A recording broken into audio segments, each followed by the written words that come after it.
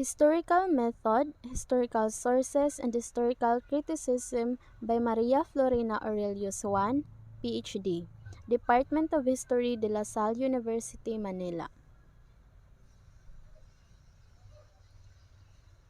Introduction: History as Reconstruction.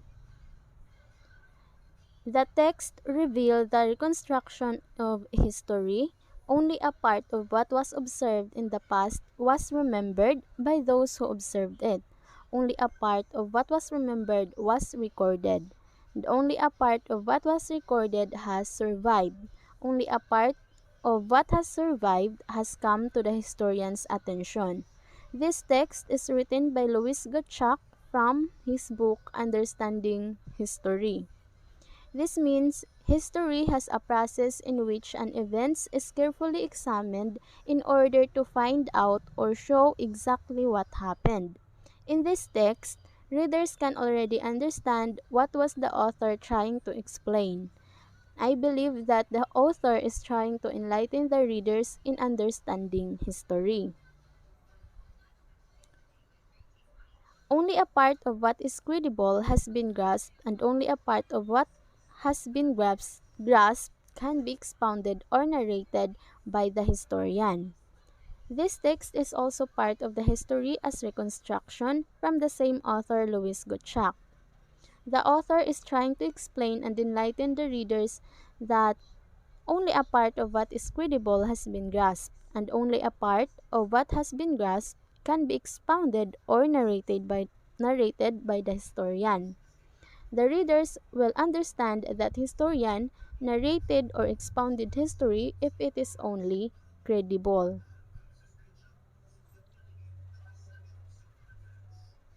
This photo is taken from the GMA News and it doesn't have a caption. We can already see that this photo or the idea of the author is to get feelings and opinions from the readers or the audience. This is kind of political image where former President Noynoy Aquino is holding a gun, an object used to stand for an idea. That resulted in the next slide of the different interpretation. From a political opponent, quoted, "I wonder if he's as good as he is in Malacanang." An LP loyalist quoted, "Good for him, he deserves a break from his everyday work." A clergyman, "As a role model for all Filipinos, he shouldn't be photographed doing that." Readers or audience tends to have different feelings and opinions about the photo, especially it does not have any caption.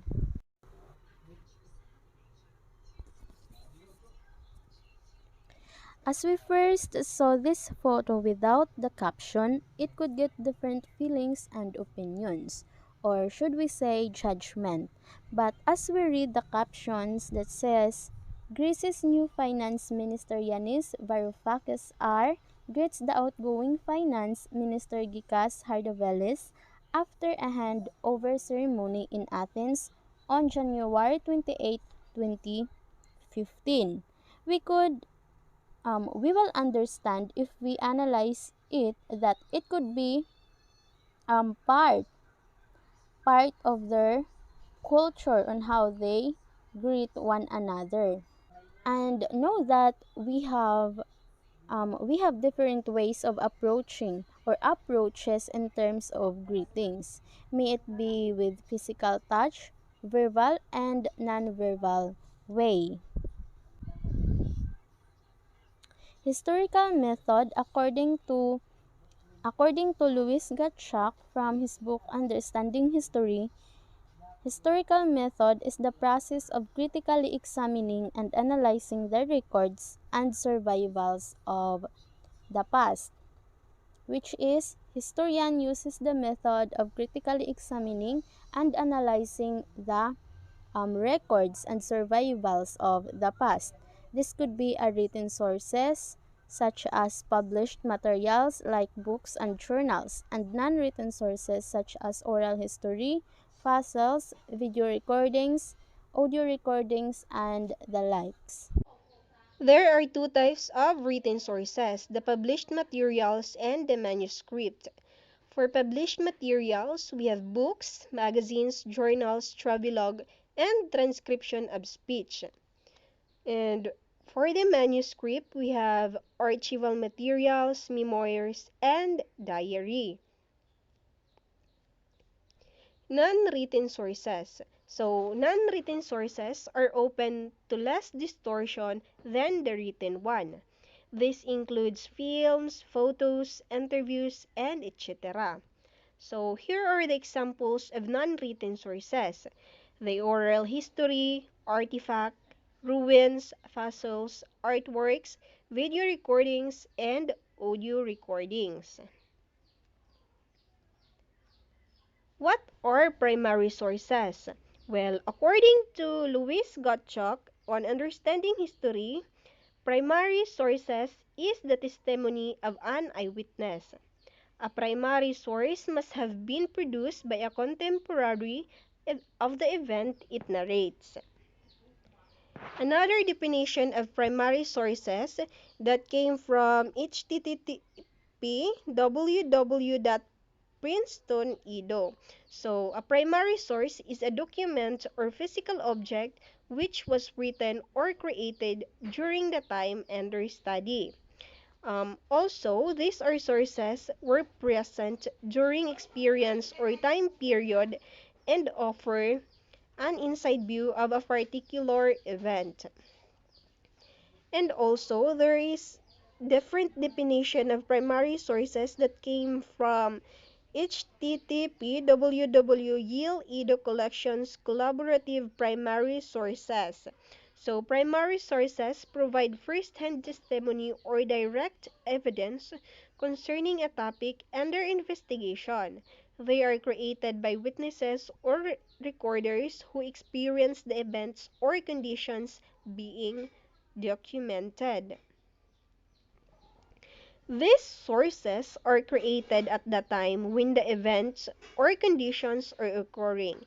It can also include autobiographies, memoirs, and oral histories recorded later.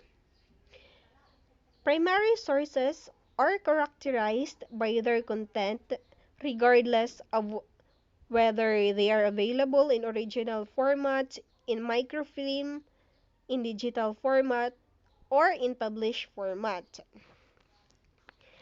There are four main categories of primary sources. First, the written sources, images, artifacts, and oral testimony. So here are the examples of primary sources. The first example is about the written sources. The second one is images.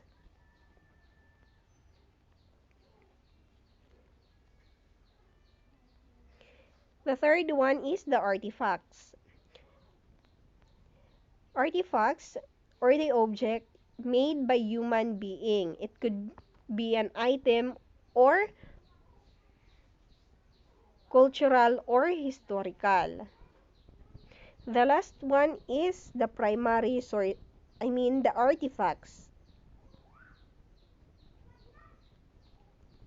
And the last one is the oral testimony by Senior Maria Luisa Montenegro, SPC 1940.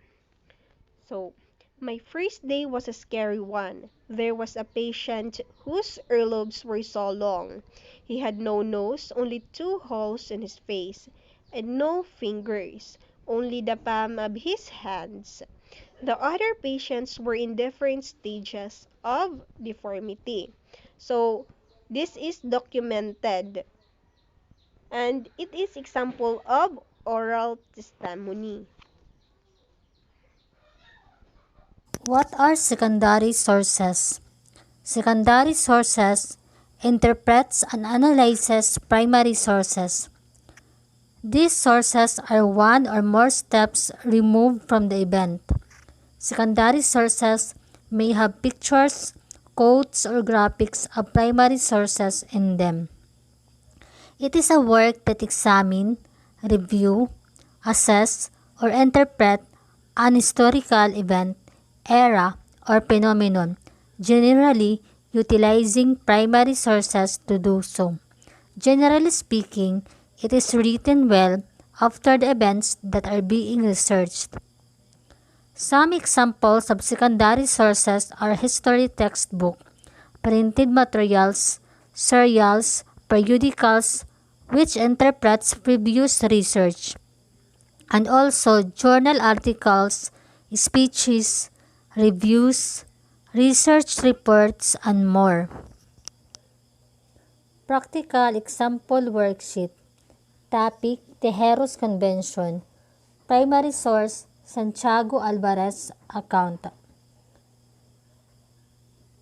Secondary source: Teodoro Agoncillo's Revolt of the Masses.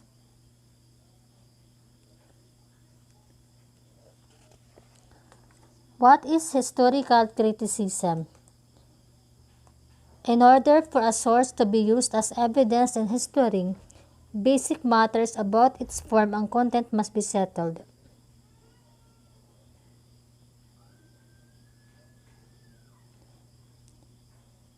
There are two types of historical criticism. The first one is external criticism and the internal criticism.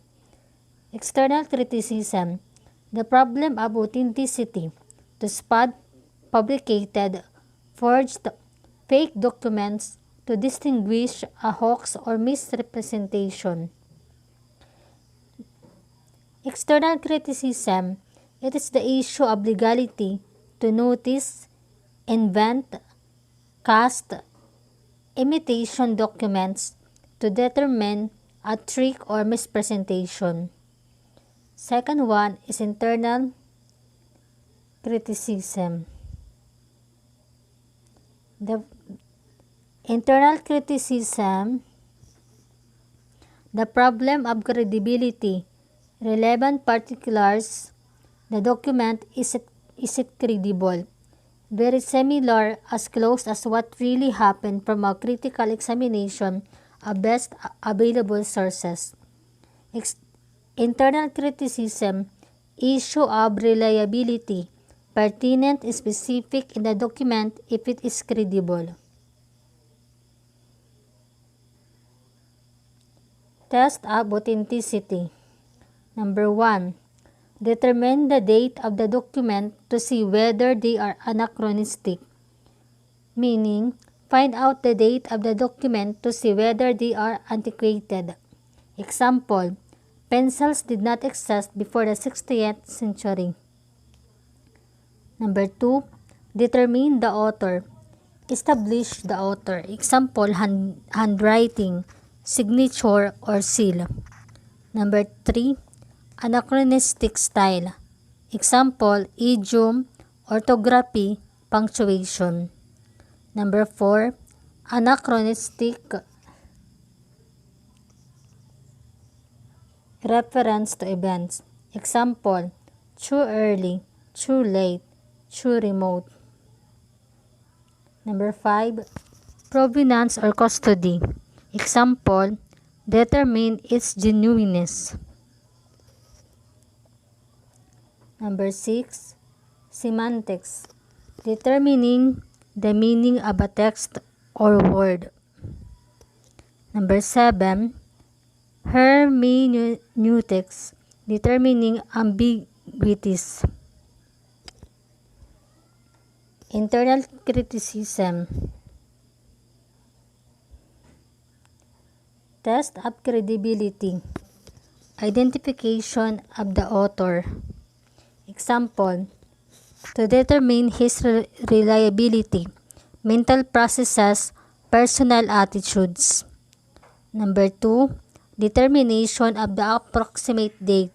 Example: handwriting, signature, or seal. Number 3. Ability to tell the truth. Example: nearness to the events, competence of witness, degree of attention. Ability to tell the truth, the capacity of the author to tell the truth. Number 4. Willingness to tell the truth, Preparedness of the author to tell the truth. Example, to determine if the author consciously or unconsciously tells falsehoods. Number 5, corroboration. Example, historical facts, particulars which rest upon the independent testimony of two or more reliable witnesses. Corroboration meaning confirmation. There are three major components to effective historical thinking. Number 1 is sensitivity to multiple causation. Every event or situation is the product of multiple causes or factors, short-term or long-term. Inquiry into all relevant conditions and circumstances that determine the direction of human affairs. All the event that came along has its causes. Number 2, sensitivity to context. Consciousness about how other times and places differ from our own, bridging the cultural and temporal gap. Interpreting the past using values and beliefs of the past, historical mindedness. Meaning, it shows that people differ from one another depending on their environment and how they react with a particular situation.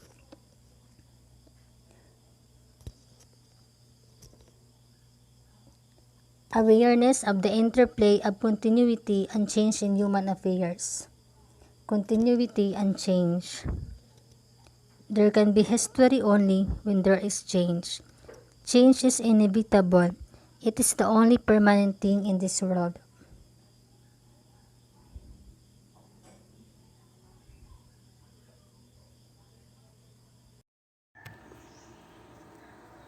The next topic is all about the historical sources. These include the visual images.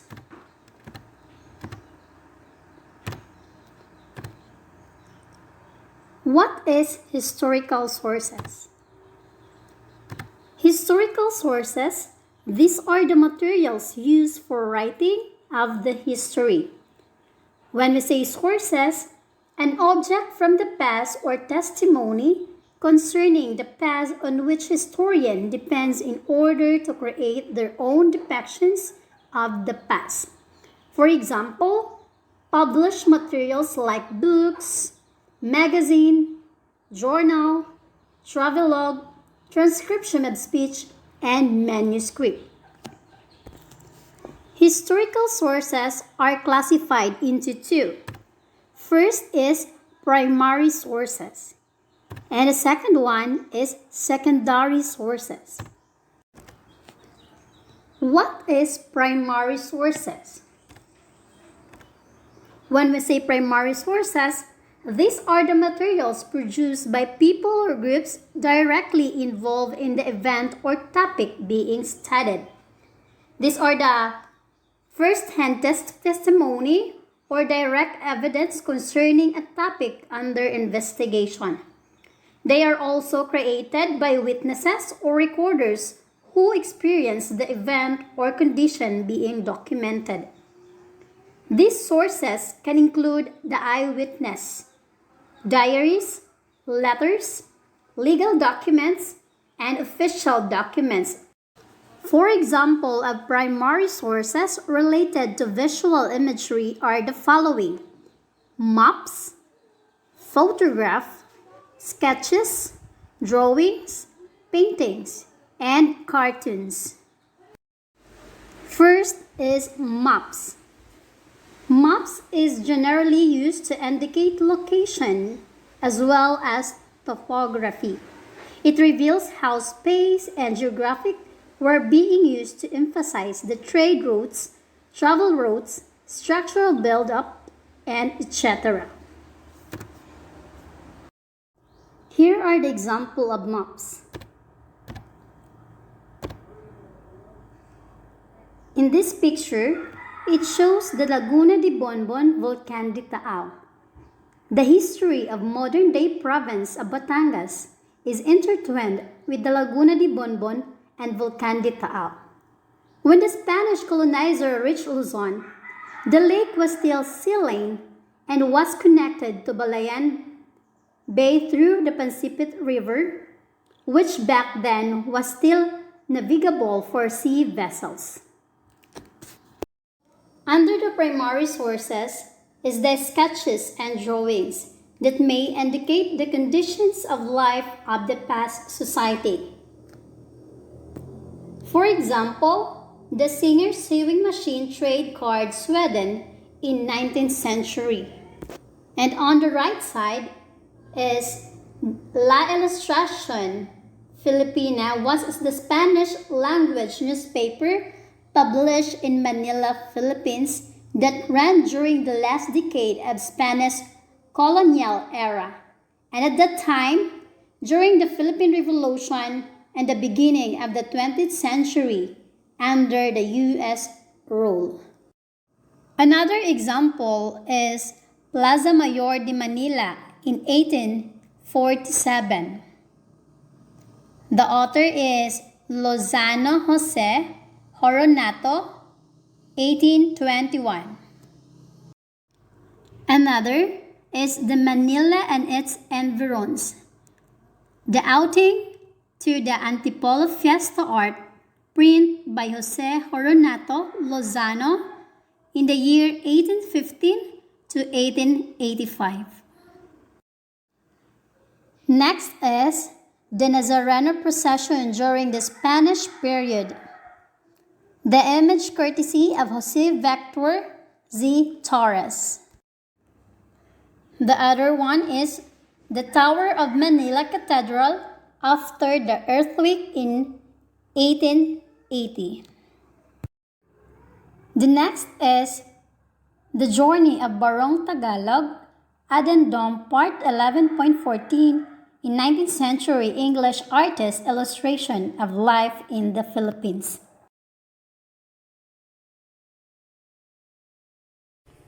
Another classification of sources is the cartoons. Cartoons for political expression or propaganda also indicates the temper of the times. Cartoons, they are also an important historical source which often cast vivid lights on events and which is useful both to the teacher and the researchers. Political cartoons, a drawing, often include caricature made for the purpose of conveying editorial commentary on politics, politicians, and current events. Such cartoons play a role in the political discourse of a society that provides for freedom of speech and the press.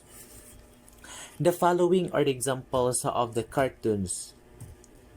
This is the What Will He Do to Spain. This is the Senate Philippine Bill offers great inducements to the bad Filipino. Okay. Next classification are the paintings.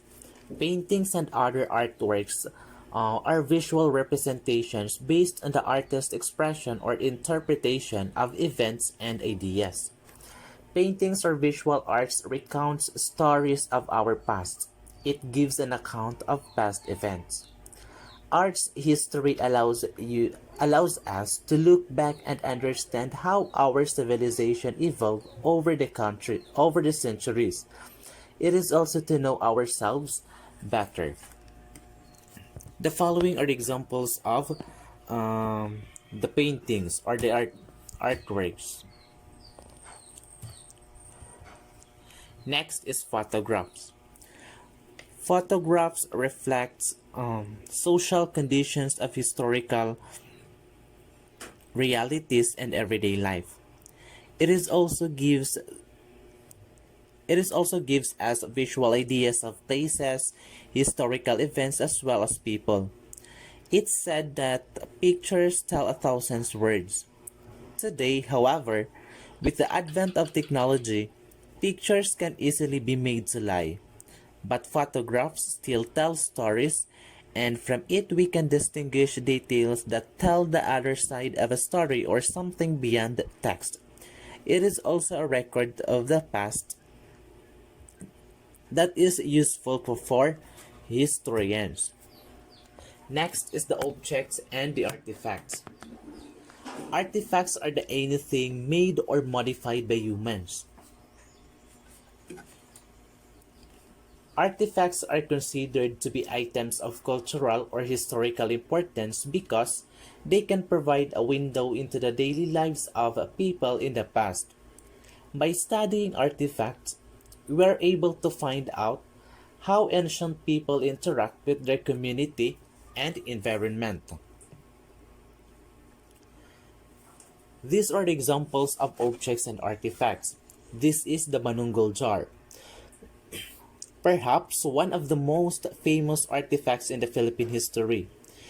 Its popularity can be credited to how it is taught in the elementary and high school history curricula in the Philippine school system.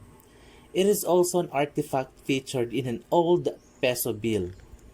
In terms of discovery, the jar was discovered by Dr. Robert B. Fax and Miguel Antonio in 1962 from Manunggul Cave, Lipuan Point, Palawan, which is close by the area from which the Taban remains were recovered. It is said to be dated 890 to 710 BC, which is the Neolithic period or the New Stone Age. The main purpose of this jar is for secondary burial. It is 26.2 inches in height and 20 inches in diameter in its widest area.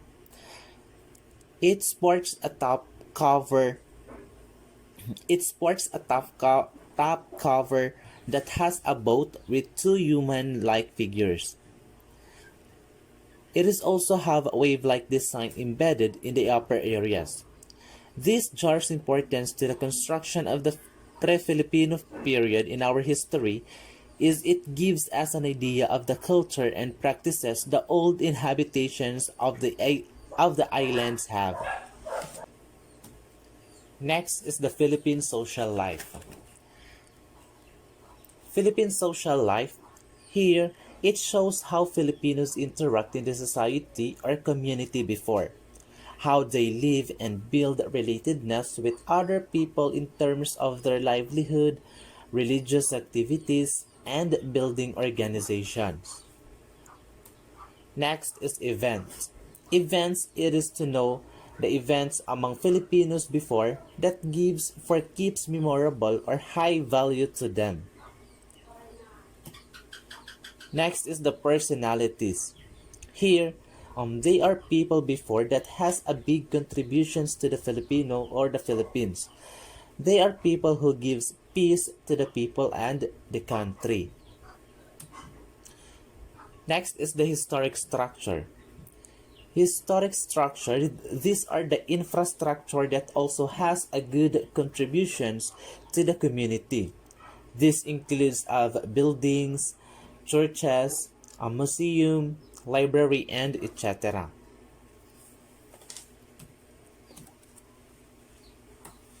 Next is the secondary sources. Secondary sources um,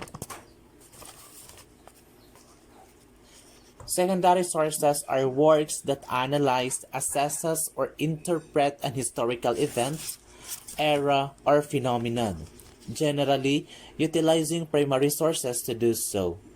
It often offers a review or a critic.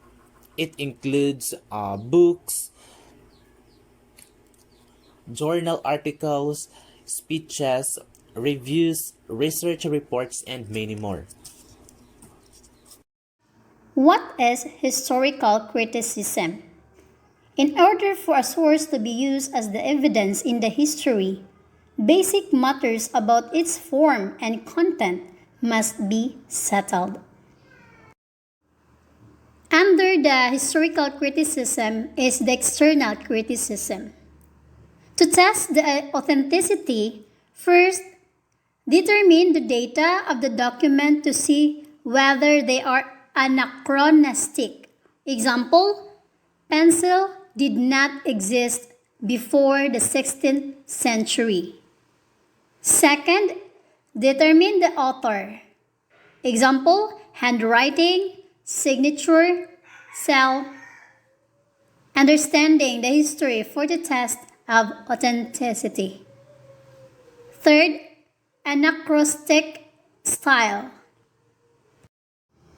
Third is anachronistic style, idiom, orthography, punctuation. Fourth, anachronistic reference to the event. Example, too early, too late, too remote. The fifth one is provenance or custody. Example, determine its genuineness. Fifth, provenance or custody. Example, determines its genuineness. Understanding the history of 41 tests of authenticity. 6. Semantic. Determining the meaning of the text or word. 7. Hermeneutics. Determining the ambiguities. Number two of historical criticism is the internal criticism. Internal criticism is applied to check the credibility of the document, whether the contents given in it are believable or not. It is because many writers will not have adequate knowledge of the given situation. Some will write on the situation with motivation or prejudice. External criticism refers to the authenticity of the document. Once a document has been determined to be genuine, it is external criticism. But when the researchers determined if the content is accurate, it now will becomes an internal criticism. We conduct historical research for a number of reasons. One is to avoid the mistakes of the past.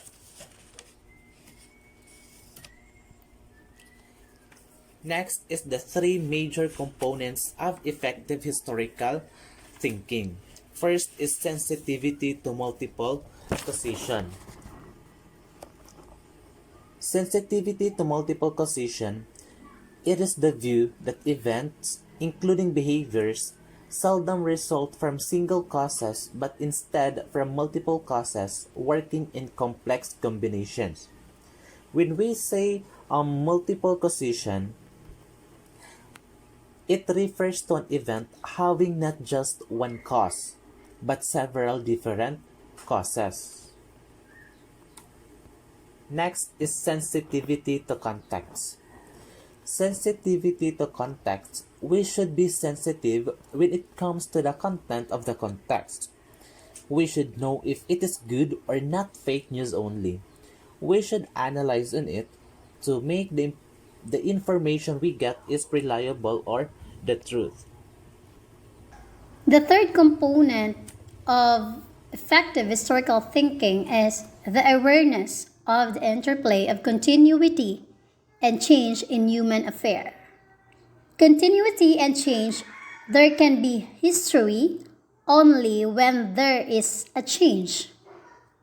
Good day everyone, my name is Dalasi Abuda from EP35 and I'll be presenting my contextual analysis on Philippine prehistory page 1 to 58. For the first part of my Philippine prehistory is Philippines' most common prehistory artifacts. So based on my analysis, artifacts are tools that are made by humans that symbolizes their cultural beliefs.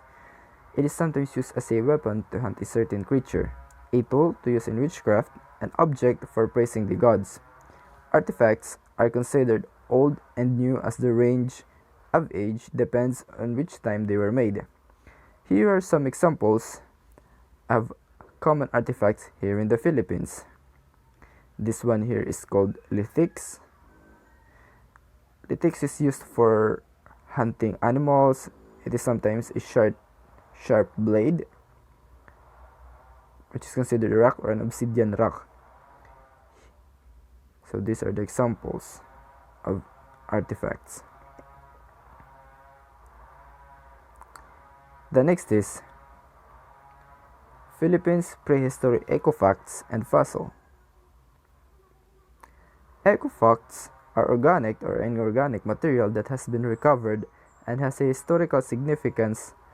Ecofacts can be classified as bones, charcoals, minerals, and plants.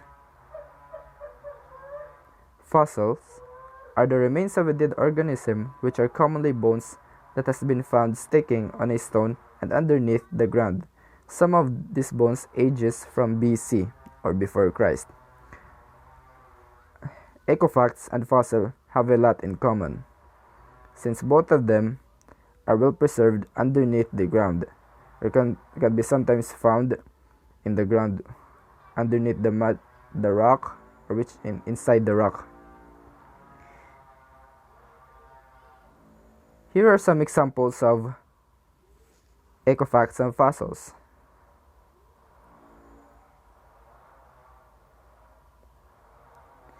As you can see here, this is a bone. This is a skull from a human, which dates along back during the caveman era. If you can say, this is a plant, and these are some. This is a reptile bone, and the last one is arthropod. The next is Philippine prehistory feature archaeology. Features are evidence of human activity that primarily consist of cultural made materials which are part of the natural features. Features can include trash pits, hearths, walls, or pathways. So this is an example of a feature archaeology which was dug or made by the previous human during the before the common era. Or before Christ. The next is folklore. Folklore, based on my analysis, is a form of traditional belief that can be passed through generations by word. A folklore is generated once a person shares its story that can be considered as a myth, jokes, legends to another person that will spread the stories to others. Folklore is more like a virus that can spread throughout the world. Once it gets famous, once it gets known, it will already be considered as a folklore. The last is the Sea Asia reconstruction or Southeast Asia reconstruction. So based on the analysis that I've made, I've did some research, and this is what it came out. Reconstruction of Sea Asia at 5 ma intervals for the past 50 ma are presented. They are constrained by new data from the Philippine Sea Plate, which forms the eastern boundary of the region, by recent interpretations of the South China Sea and Eurasian continental margin, forming the western boundary, and by the known motions of the Indian Australian Plate to the south. An attempt is made to satisfy geological and paleomagnetic data from the region. The implications of this reconstruction for the tertiary evolution of Sea Asia are discussed in the light of other new data from the region. There are two regionally important periods of change during the past 50 ma. Both appears to be the expression of arc-continent collision and resulted in major changes in the configuration of regions and in characters of plate boundaries. 25 ma, the collision of Australian continent with the Philippine Sea Plate arc. So I've got this with Robert Hall in Geological Society London, Special Publications 1996. That's all. Objectives: identify manifestations of our pre-colonial culture or mutation, concretize our knowledge of pre-colonial culture, synthesize or establish a relationship between artifacts, sociofacts, and mentifacts. When we say artifact is usually simple object such as a tool or ornament showing human workmanship and modification as distinguished from a natural object, especially an object remaining from a particular period of times containing prehistoric artifacts. Example of artifacts includes stone tools, pottery vessels, metal objects such as buttons, jewelry, and clothing. Bones that show signs of human modification are also examples. The Greek historian Herodotus was the first to discover the artifact in 5th century BCE. He was the first to systematically study the past and may have been the first person to examine artifacts. Artifact invented at the times of our earliest ancestors, at least 2.8 million years ago. Artifacts come from any archaeological context or source such as buried along with the body, from any features such as a maiden or domestic setting. When we say social fact, social fact is the structure and organizations of a culture which influence social behavior. Social facts include families, governments, education systems, sports organizations, religious groups, and any other grouping designed for specific activities. Similar traits can be grouped together as components or subsystems of culture. The terms social fact and mentifact or psychofact were coined by biologist Julian Huxley, but the idea of the sociopath was developed extensively by David Beatty in his 1967 textbook Theoretical Anthropology. And lastly, mentifacts. Mentifacts, the shared ideas, values, and beliefs of a culture. Example of this, religion, language, viewpoints, and ideas about the right or wrong behavior. To make it short, artifacts that which is made, created, or produced. Social fact, the ways in which people organize their society and relate to one another. Mentifacts, the ideas, beliefs, and values that people hold. Tombstone is a large stone with words carved into it, which is placed on a grave. It is furnished by a tombstone found in Mount Hulusulu.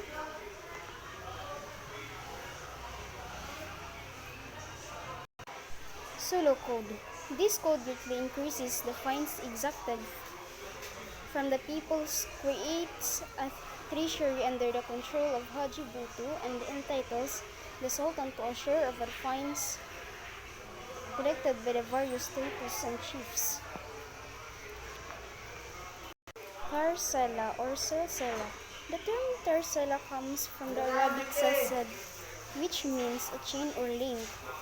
It is used in the Muslim South as in other parts of the Indonesian and Malay world to refer to written genealogical accounts. Khutbah, also spelled khutbah. Arabic khutbah in Islam, the sermon delivered especially at a Friday service at the two major Islamic festivals. Tartib or taratib. It is a Maranao procedure or protocol in governance, example, relationship between the Sultan and his people. Agricultural. It is the domestication of plants and animals and the development and dissemination of techniques for raising them productively. Egyptians were among the first peoples to practice agriculture on a large scale, starting on a pre-dynastic period from the end of the Paleolithic into the Neolithic between around 10,000 BC and 4,000 BC. In the times of Song Dynasty, the Mindoro, Batangas, Manila, Bulacan are the active part of trading network in Southeast Asia. Trade items from the Philippines are cotton, hardwood, betel nut, bird's nest, beeswax, rattan, and other forest and sea products, while the trade items from China are silk and other kinds of cloths, bronze gowns, brass needles, glass beads, porcelain. Thalassocracy. It is a naval or commercial supremacy in the seas. Sheikh Harimal Makdoum Mosque, oldest mosque in the country. It is located in Barangay Tubig, Indangan, Simul, Tawi-Tawi, the Philippines. It is the oldest mosque in the Philippines and in Southeast Asia. According to local folklore, it was built by an Arab trader named Sheikh Handum Makdum Karim in 1380. Sheikh Karim Makdum. He is an Arab missionary who formally taught Islamic teachings, reverently called Sharif Allah. In 1390, after death, Rahab Baginda arrived and continued the works of Makdum. By this time, a flourishing Muslim community in Sulu evolved. And in the time in 1450, after death, Sharif Abu Bakr was crowned as the first sultan. He is an Arab from South Arabia who was said to be a direct descendant of Prophet Muhammad when means peace be upon which means peace be upon him. In 1550, after that, Sharif Muhammad Kabunsuan was credited as being mostly instrumental in the propagation of the new faith in Mindanao. Lakandula. Lakandula was the renowned name of the last Lakan or paramount ruler of pre-colonial Tondo when the Spaniards first conquered the lands of the Pasig River Delta in the Philippines. What did Lakandula do?